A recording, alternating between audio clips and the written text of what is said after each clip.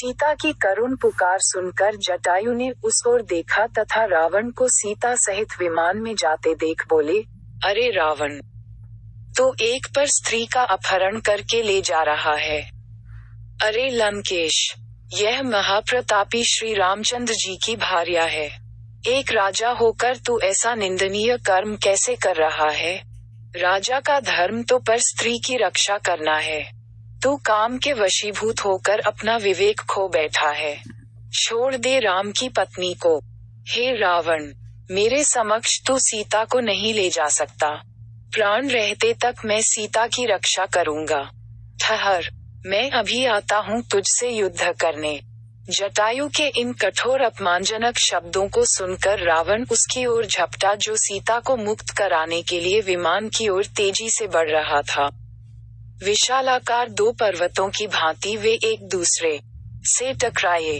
क्रुद्ध जटायु ने अपने पराक्रम से 2 बार रावण के धनुष को तोड़ डाला, उसके रथ को तहस नहस कर डाला और रावण के सारथी का वध कर डाला। उन्होंने मार मार कर रावण को घायल कर दिया।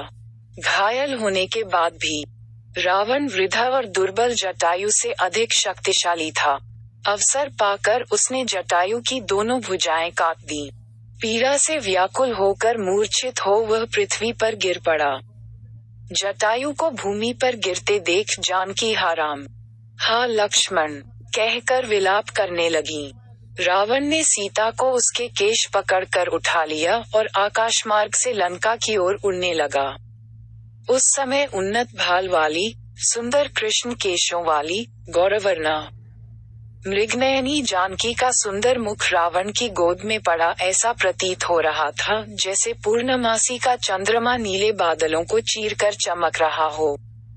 सीता का क्रंदन सुनकर वन के सिंह, बाघ, मृग आदि रावण से कुपित होकर उसके विमान के नीचे उसके पीछे पीछे दौड़ने लगे। पर्वतों से गिरते हुए जलप्रपात ऐसे प्रतीत हो रहे थे मानो वे भी सीता के दुख से दुखी होकर करुण क्रंदन करते हुए अश्रु बहा रहे हों। श्वेत बादल से आच्छादित सूर्य भी ऐसा प्रतीत हो रहा था जैसे अपनी कुलवधू की दुर्दशा देखकर उसका मुख श्रीहीन हो गया हो। सब सीता के दुख से दुखी हो रहे थे। दुष्ट रावण से मुक्ति का कोई उपाय न देखकर सीता दीनता पूर्वक परमात्मा से प्रार्थना करने लगी। हे परमपिता परमात्मा, हे प्रभो, मेरी रक्षा करो, रक्षा करो। हे सर्वशक्तिमान, इस समय मेरी रक्षा करने वाला तुम्हारे अतिरिक्त और कोई नहीं है। हे दया में, मेरे सतीत्व की रक्षा करने वाले केवल तुम ही हो। मार्ग में सीता ने नीचे एक पर्वत पर 5 वानरों को बैठे देखा।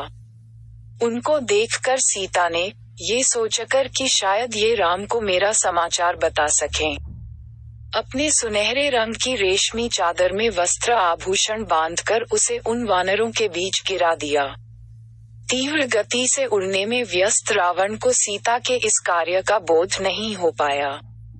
वनों, पर्वतों और सागर को पार करता हुआ रावण सीता सहित लंकापुरी में पहुंचा।